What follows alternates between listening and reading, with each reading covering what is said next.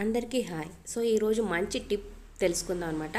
So fresh ఆకుకూరలు, పాలకూర, పుదీనా, ఆకుకూరలు ఏమైనా సరే మనం తెచ్చుకున్న రోజు ఫ్రెష్గానే ఉంటాయి. తర్వాత రోజు ఫ్రిడ్జ్లో పెట్టినా, మనం కవర్లో పెట్టినా అవి వాడిపోయి, లేకపోతే లోపల వాటర్ ఫామ్ అయిపోయి కుళ్ళిపోతూ ఉంటాయి.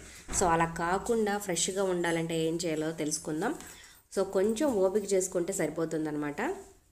సో ముందుగా మా ఛానల్ మొదటిసారి చూస్తున్నట్లయితే ఈ వీడియో నచ్చితే ఖచ్చితంగా ఒక లైక్ చేసి మా ఛానల్ ఎంకరేజ్ చేయండి. అలాగే మీ ఫ్రెండ్స్కి వాట్సాప్, ఫేస్బుక్ ద్వారా షేర్ చేయండి. మరిన్ని ఇంట్రెస్టింగ్ వీడియోస్ కోసం సబ్స్క్రైబ్ చేసుకొని పక్కనే బెల్ ఐకాన్ ప్రెస్ చేసి ఆల్ అనే నోటిఫికేషన్స్పై క్లిక్ చేయండి. సో ఆకుకూరలు, తోటకూర, పాలకూర ఏదైనా సరే సో ఫ్రెష్గా 4-5 సార్లు వాటర్లో బాగా క్లీన్ చేసి చిన్న చిన్న ముక్కలుగా కట్ చేసి పెట్టుకొని ప్యాన్లో కొంచెం లైట్గా కొంచెం అంటే కొంచెం ఆయిల్ వేసుకొని ఇవి బాగా ఎగిర్ చేయాలన్నమాట. సో దీంట్లో వాటర్ అంతా పోయేలాగా కొంచెం అంటే కొంచెం సాల్ట్, కొంచెం చిటికెడు పసుపు వేసుకొని మీరు వీడియోలో చూస్తున్నట్లుగా సో వాటర్ అంతా ఎగిరిపోయేలాగా చక్కగా మగ్గనిచ్చి ఉంచుకోండి.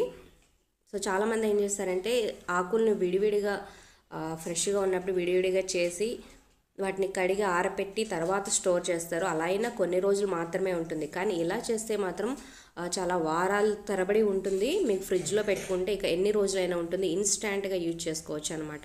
సో ఇలాగా చక్కగా మగ్గిపోయి వాటర్ అంతా పోయినాక స్టవ్ ఆఫ్ చేసుకొని ఇది మొత్తం కూల్ అయిపోయేదాకా అలా ఉంచేసుకోండి.